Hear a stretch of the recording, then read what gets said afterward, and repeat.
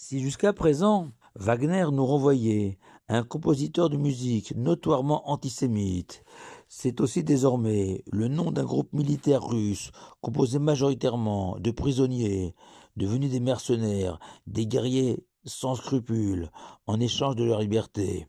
Dans notre parachat de Béchalach aussi apparaissent des guerriers, des cavaliers, prêts à se battre et défendre des causes indéfendables. En effet, alors qu'après 210 ans de servitude et de souffrance en Égypte, les enfants d'Israël ont quitté le pays des pharaons pour retourner légitimement au pays de leurs ancêtres en Canaan, voilà que le pharaon est pris de regret d'avoir laissé partir les enfants d'Israël, une main-d'œuvre travailleuse et bon marché. Et la Torah raconte que Pharaon a réuni ses plus brillants officiers et 600 chars d'élite attelés aux meilleurs chevaux d'Égypte pour se lancer à la poursuite du peuple d'Israël, de femmes et d'enfants en quête de liberté. Et Rachid s'étonne. Où Pharaon a-t-il trouvé ses chevaux alors que la Torah écrit que lors de la 5e plaie, la peste, tout le bétail d'Égypte avait péri.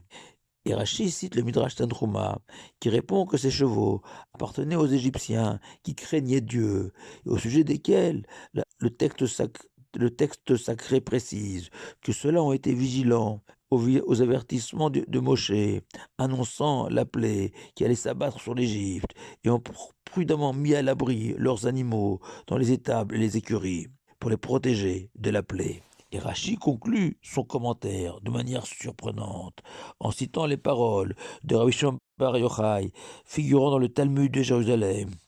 Tacher Sheba Mitzrim Arog, le meilleur des Égyptiens, ou selon certaines versions, le meilleur des non-juifs. Tue-le, le meilleur des serpents, écrase-lui la cervelle.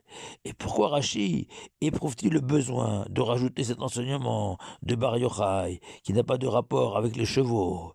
Et deuxièmement, cet enseignement apparaît dénué de toute logique et opposé à l'ensemble du judaïsme, prenant sans cesse l'amour de son prochain, la bonté et la miséricorde.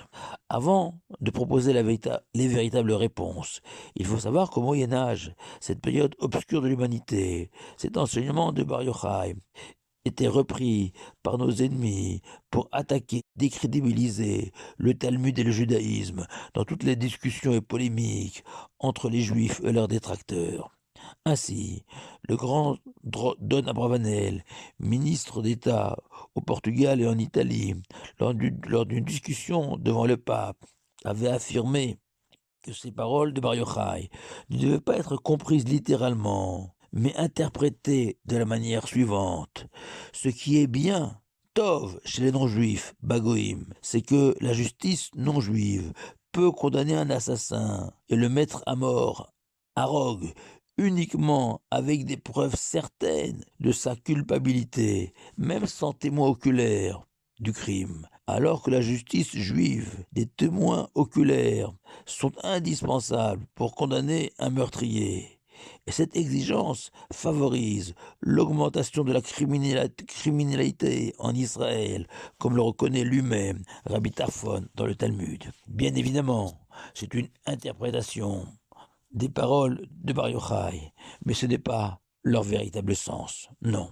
C'est le Maharal de Prague qui s'appuie sur Rabbi Yechiel de Paris, qui lors de la fameuse disputation contre l'apostat Nicole Donin devant Louis IX, qui lui avait asséné cet enseignement de Bar Yochai. Rabbi Yechiel avait expliqué, comme l'écrivent Tosfot dans le traité d'Avodazara, que Rabbi Shimon Bar Yochai ne parle qu'en temps de guerre, au combat, face à un ennemi déterminé à nous tuer. Dans de telles circonstances, il n'est pas question de se laisser faire, mais au contraire, défends-toi, sauve ta vie, fût-ce au prix de celle de ton ennemi, selon le principe de la légitime défense adopté par tous les codes civils de la terre. Mais attention, détaille le Maharal, il faut s'assurer qu'on a en face de nous un ennemi irréductible et inconciliable, comme l'étaient les Égyptiens qui se sont lancés à la poursuite des enfants d'Israël. Car comme le démontre Rachid, ces guerriers égyptiens n'appartenaient pas aux classes populaires et souvent ignares. Non, ces Égyptiens étaient ceux qui avaient compris que Dieu existait, capable de tous les prodiges. Ces Égyptiens, poussés par la crainte de Dieu, avaient mis à l'abri leurs troupeaux. Mais c'est ainsi.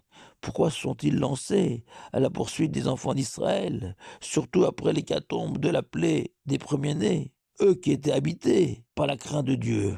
Réponse, leur haine des enfants d'Israël et leur appât du gain dépassaient leur crainte de Dieu et leur avaient fait perdre tous leurs repères au point de défier à nouveau les enfants d'Israël. Une dernière fois, face à de tels ennemis irréductibles, Rabbi Shimon Bar Yochai nous recommande, ne soyez pas naïfs. Et même si la Torah nous encourage de manière incroyable et explicite, n'aie pas les Égyptiens, car même s'ils t'ont martyrisé, tu as résidé parmi eux et tu as bénéficié de leur hospitalité. Néanmoins, face à ces cavaliers égyptiens, habités d'une haine sans limite, il n'y a pas d'autre alternative que de les tuer. Et le Maharal termine sa démonstration avec l'explication que Rabbi Shimon Bar Yochai rajoute que le meilleur des serpents, il faut écraser sa cervelle, car comme nous le savons, depuis le péché originel, l'Éternel a condamné le serpent à vivre dans la haine permanente avec les humains, sans possibilité de réconciliation. Ainsi, le serpent ne sera jamais un animal domestique, comme le chien ou le chat, par exemple. De la même manière, il existe parmi les non-juifs de tels ennemis que rien ne pourra conjurer leur haine. Comme l'écrit le Rav Kasher, sage contemporain, la seule solution a été avec Hitler et nombre de nazis, engagés dans un combat mortel et sans concession contre les juifs, de les neutraliser. Mais attention, même pour ces derniers guerriers égyptiens, assoiffés du sang des enfants d'Israël. Le Talmud raconte que lorsque la mer Rouge rejeta leurs dépouilles, les anges célestes ont voulu entonner des chants de joie, et l'Éternel les a alors admonestés. Maaseada et Bayam, mes créatures se noient dans la mer, et vous vous réjouissez et chantez. Devant la mort, même de nos pires ennemis, on ne peut que regretter leur échec, qu'ils se soient trompés, qu'ils n'ont pas su reconnaître la grandeur d'Israël et de la Torah. Il est intéressant d'ailleurs de noter que ni le Rambam, ni Rabbi Yosef Karo ne rapportent les paroles d'Rabbi Shimon Bar Yochai de leur code de loi respectif, preuve qu'il s'agit plutôt d'une mise en garde à un militaire en plein combat, plutôt qu'une véritable loi, un peu comme le dicton du même Maccabite, Tov Shevarofim, la Guéinom, le meilleur des médecins, terminera en enfer, car parfois, trop sûr de lui et de sa science, le médecin pêche dans son diagnostic par trop de suffisance. C'est donc une mise en garde générale à tous les docteurs de la terre. Ainsi, Rabbi Shimon Bar Yochai nous prodigue ce conseil au sujet de nos ennemis acharnés en temps de guerre. Rappelons-nous que Rabbi Shimon Bar Yochai a vécu à une période très dure de notre histoire où les Romains persécutaient ceux qui, comme Bar Yochai restait attaché à la Torah et lui-même a dû se cacher durant de longues années dans une grotte pour échapper aux Romains.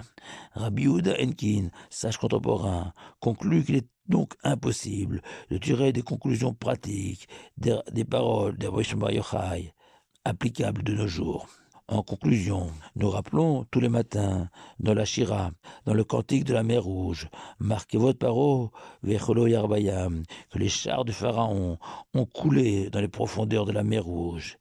Est-ce que les mercenaires de Wagner auraient-ils été meilleurs? J'en doute. Shabbat shalom à vous tous.